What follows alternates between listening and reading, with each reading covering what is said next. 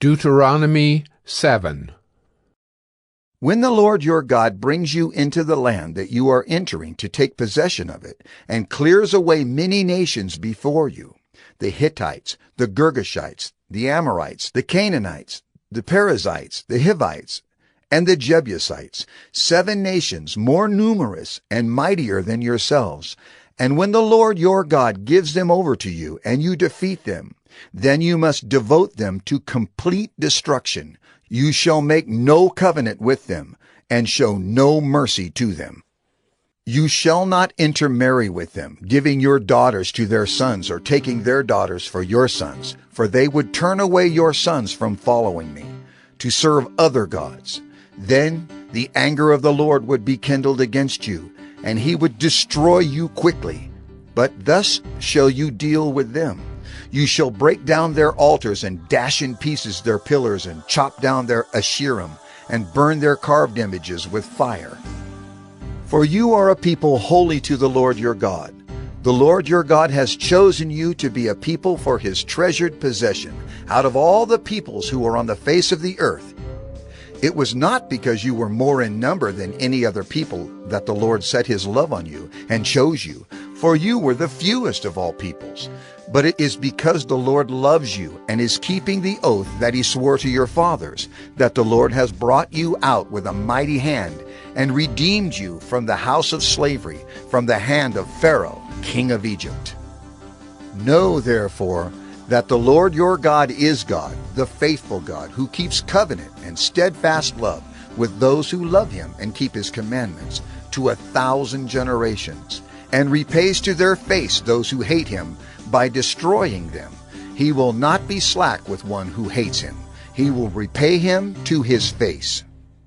You shall therefore be careful to do the commandment and the statutes and the rules that I command you today.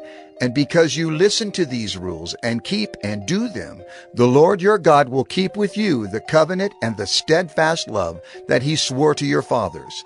He will love you, bless you, and multiply you. He will also bless the fruit of your womb, and the fruit of your ground, your grain, and your wine, and your oil, the increase of your herds, and the young of your flock, in the land that he swore to your fathers to give you.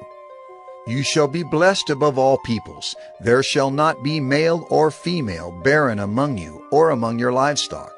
And the Lord will take away from you all sickness, and none of the evil diseases of Egypt, which you knew, will he inflict on you, but he will lay them on all who hate you. And you shall consume all the peoples that the Lord your God will give over to you. Your eyes shall not pity them, neither shall you serve their gods, for that would be a snare to you. If you say in your heart, "These nations are greater than I. How can I dispossess them?" you shall not be afraid of them, but you shall remember what the Lord your God did to Pharaoh and to all Egypt, the great trials that your eyes saw, the signs, the wonders, the mighty hand, and the outstretched arm by which the Lord your God brought you out.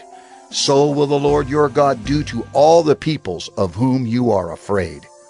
Moreover, the Lord your God will send hornets among them, until those who are left and hide themselves from you are destroyed. You shall not be in dread of them, for the Lord your God is in your midst, a great and awesome God. The Lord your God will clear away these nations before you little by little. You may not make an end of them at once, lest the wild beasts grow too numerous for you. But the Lord your God will give them over to you, and throw them into great confusion until they are destroyed. And he will give their kings into your hand, and you shall make their name perish from under heaven. No one shall be able to stand against you until you have destroyed them. The carved images of their gods you shall burn with fire. You shall not covet the silver or the gold that is on them, or take it for yourselves, lest you be ensnared by it, for it is an abomination to the Lord your God. And you shall not bring an abominable thing into your house and become devoted to destruction like it. You shall utterly detest and abhor it, for it is devoted to destruction. Deuteronomy 8. The whole commandment that I command you today you shall be careful to do, that you may live and multiply, and go in and possess the land that the Lord swore to give to your fathers. And you shall remember the whole way that the Lord your God has led you these 40 years in the wilderness, that he might humble you, testing you to know what was in your heart, whether you would keep his commandments or not. And he humbled you, and let you hunger, and fed you with manna, which you did not know, nor did your fathers know, that he might make you know that man does not live by bread alone, but man lives by every word that comes from the mouth of the Lord. Your clothing did not wear out on you, and your foot did not swell these 40 years. Know then in your heart that as a man disciplines his son, the Lord your God disciplines you. So you shall keep the commandments of the Lord your God, by walking in his ways and by fearing him.